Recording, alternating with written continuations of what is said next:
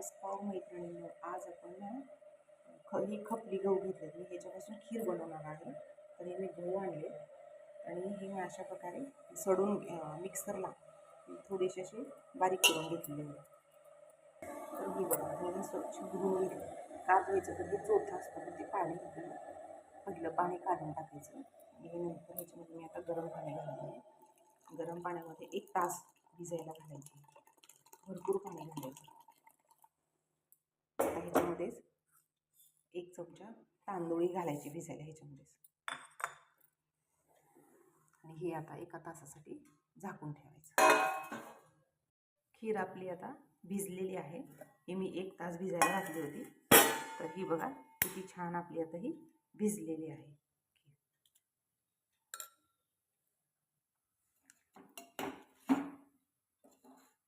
आता कुकरमध्ये 1-2 चमचे तूप घालायचे.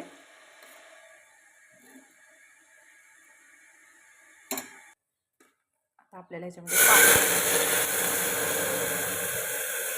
पाणी घालून घ्यायचे. मी अर्धा लिटर पाणी घालते ह्याच्यामध्ये. ह्याच्यामध्ये पण थोडं पाणी आहे म्हणून मी अर्धा लिटर पाणी ह्याच्यामध्ये घातलेलं आहे कुकरमध्ये. हे बघा, पाण्याला उकळी येऊ द्यायची. आता पाण्याला उकळी आली तर ह्याच्यामध्ये ही आता खीर सगळी घालून ठेवा. आणि तर ही बघा, मी सगळे आता खीर घालून घेतलेली आहे. तर आता मी 4-5 शिट्ट्या करून हे बारीक गॅसवर 1-2 मिनिट ठेवून शिजवून घेणार आहे. खिरीसाठी मी अर्धा किलो गूळ घेतला आहे आणि हे खोबरं घेतले, हे बदामाचे काप घेतले आणि ह्याच्यामध्ये मी वेलची पूड घेतली, सुंठ, बडीशोपची पावडर घेतली, किंचितचं मीठ घेतलं आहे. मीठ हे गोडाच्या पदार्थामध्ये घालायचं, ते अजून चविष्ट होतं पदार्थ. तर आपली खीर आता ही बघा, बरोबर मी अर्धा लिटर पाणी घातलं होतं, ते मस्तपैकी आपली शिजलेली आहे खीर. तर ह्याच्यामध्ये हे सगळं साहित्य मी घालून घेते. आता गरम असतानाच ह्याच्यामध्ये गूळ घालायचे. तुम्हाला आवडतोच असं गूळ घाला, कमी जास्त मिक्स करून घे. आता मी खोबरं आणि बदामाचे काप घालून घेतले. आता ही सुंठ पावडर आणि ही मी ह्याच्यामध्ये घालून घेते. हे सगळं मिक्स करून घेते.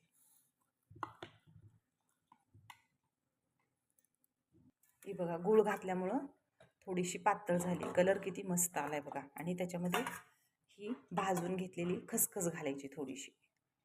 चव खूप छान लागते आणि खसखस ही पौष्टिक पण आहे. तर हे सगळीकडे असं हे मिक्स करून घ्यायचे. झाली आपली आता ही तयार, खपली गव्हाची खीर तयार.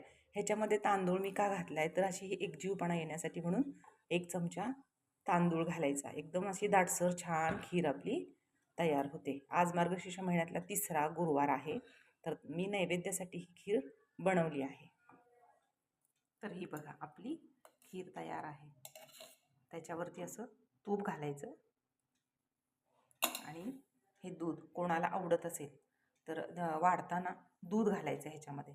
बघा, आपली ही खीर आता बनवून नैवेद्यासाठी तयार आहे. तर आजचा हा व्हिडिओ तुम्हाला कसा वाटला? आवडल्यास माझ्या चॅनलला लाईक, शेअर आणि सबस्क्राईब करा. धन्यवाद.